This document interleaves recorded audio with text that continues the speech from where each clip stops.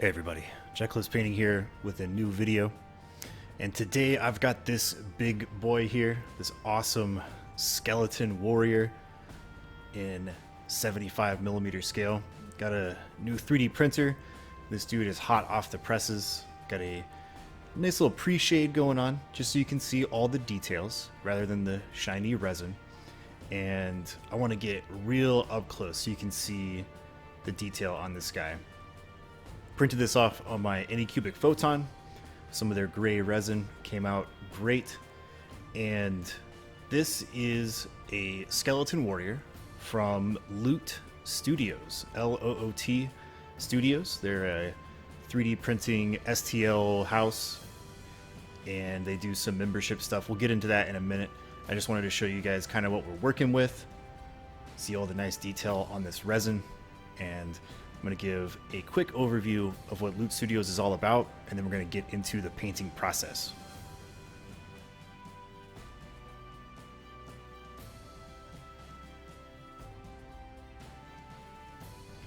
Alright, I want to give a shout out to Loot Studio for sponsoring this video. Really awesome company that does membership monthly STL drops. For a low $15 a month, you get access to tons of STLs to print at home, including a free welcome pack for anybody who signs up. You can see the miniatures here, really nice, and they're coming out with a new set called White Apocalypse. All of those Skelly Boys and Whites and things like that. And all of these miniatures are pre-supported and come in 35mm and 75mm scale. So I printed out the 75mm guy here. And they also give you access to a setup Cheeto file, which is the slicer program that many people like to use. Link in the description, make sure to go check them out. Alright, so we're going to do some decayed, rotted armor, some rusted out armor. So I've got three metallics here from scale 75, decayed metal, thrash metal, and speed metal. And these are going to be the three metallics that we use for his iron or steel armor that has been rusted up and corroded from being buried in the ground. And I've also got some washes and weathering products. This is the Mr. Weathering Color Multi-Black, and I have some stuff from AK Interactive here, some rust streaks, and some earth deposits, and some exhaust wash. And these three products are going to be how we weather the metal to make it look like it's been, rusted out and pitted and has dirt stains on it and stuff like that.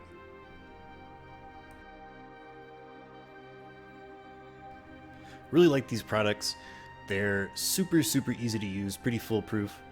And the only thing you really need on top of these is the odorless thinner for the AK Interactive stuff and the Mr. Weathering Color solvent for the multi-black there. And you're going to need a nice dry brush. I got this number from Monument Hobbies. Got a link to them in the description as well. Love their brushes, especially the chisel tip dry brush that I'm using here. And the first step is going to be to base coat all of our armor pieces with decayed metal. It's this nice sort of russet brown, bronzy, metallic color from scale 75. It's pretty thick, so you definitely want to thin these out quite a bit. I'm just using straight water here, and I'll put a little bit on and then kind of re-wet my brush and spread it around. And the cool thing I love about scale 75 metallics is that they are so dense that you can get them super thin where it just flows over the model, and it will cover, in most of the time, a single coat.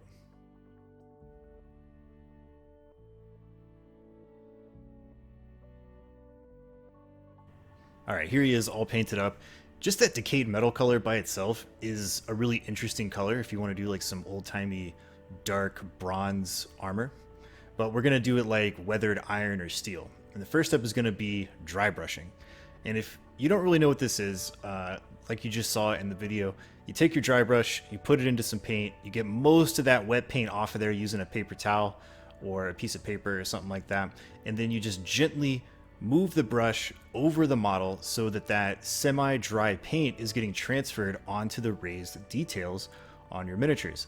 You can see that as I brush it over the model, all of that raised detail is getting hit with that thrash metal steel color and leaving the decayed metal kind of down in the recesses And all of those raised ridges and chain links and the pits and scratches in the armor are getting picked out with the contrast between our dark decayed metal and our lighter thrash metal, which is what I like to use for like a basic steel color.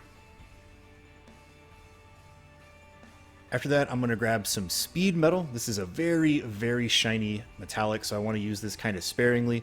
I have a teensy bit of paint in the dry brush there, and I'm just very gently going over some of the other raised areas where I kind of want a more like scratched and freshly, I don't know the word, I guess scratched is a good word, like where the metal has been scratched and that corrosion has kind of been rubbed off or scratched off due to wear and tear. So it'll kind of peek through a little bit as like a shinier part of the metal. So you want to do that just a little bit. Then the first step with our weathering process is going to be the multi-black. I'm just using this as a straight black wash to pick out all of the details and put a dark color filter over our three metallics, help darken them down. Just going to slop that on there and then go back on the model with the Mr. Weathering Color solvent. It's going to break up that multi-black and help it spill over and flow onto the model without leaving any coffee stains. It's going to thin it out so it's not so thick in anywhere. And as you're doing this, just make sure that if anywhere on the model starts kind of puddling up where that multi-black flows down, usually by the feet because of gravity, just make sure to use your brush and kind of wick away that excess wash. We don't want that to dry down on his feet with a big old puddle of wash. Not only does it take a lot longer for it to dry up, but it can cause those nasty coffee stain effects, which we definitely don't want.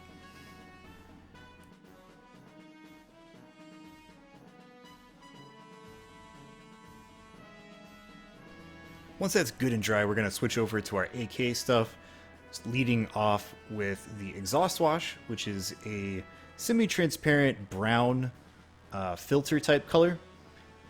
Really good for dirtying things up and giving them kind of a dingy feel. So I'm just going to put that over the entire model. And if I feel like it's too concentrated in any one area, I'm going to get some of that odorless thinner in my brush and then touch that to the model and dilute it, kind of thin it out, move it around a little bit. Very, very similar to the Mr. Weathering Color stuff and its solvent. This thinner works the same way for the AK stuff, but it's just a different mix, different compound, so it works better with these weathering effect paints. And again, this is kind of just a filter color that we're putting over the entire thing. It's not going to darken down the recesses because this exhaust wash is not as dark as the multi-black. This is more like a brown, grimy filter, and it's going to create that sort of rusted out brown scaling that you get on iron and steel after it's been exposed to the elements for a long time. Once that's dried up, I'm going to grab the rust streaks and we're going to start putting that on there in much the same way, with the exception that we're going to thin this quite a bit more. You can see that I put just a little dot on an area and then go straight with the odorless thinner to immediately dilute that and spread it out over the model. This rust streak paint is way more dense, way more concentrated than the exhaust wash. The exhaust wash is a straight up color filter. This is like almost like thinned out paint, like ready to go out of the bottle.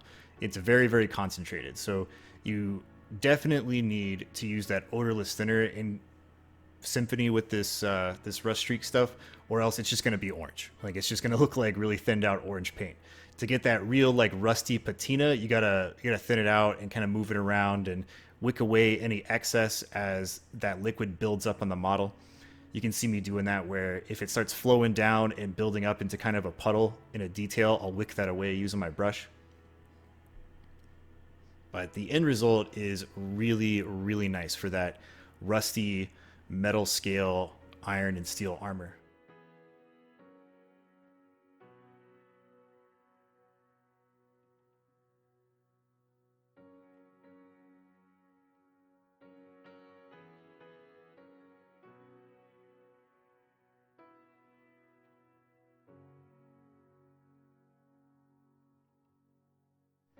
Once that's dried up, I'm going to seal the model with some varnish. The AK stuff and its odorless thinner can sometimes dry with some weird finishes, especially the exhaust wash, which can dry kind of shiny and glossy.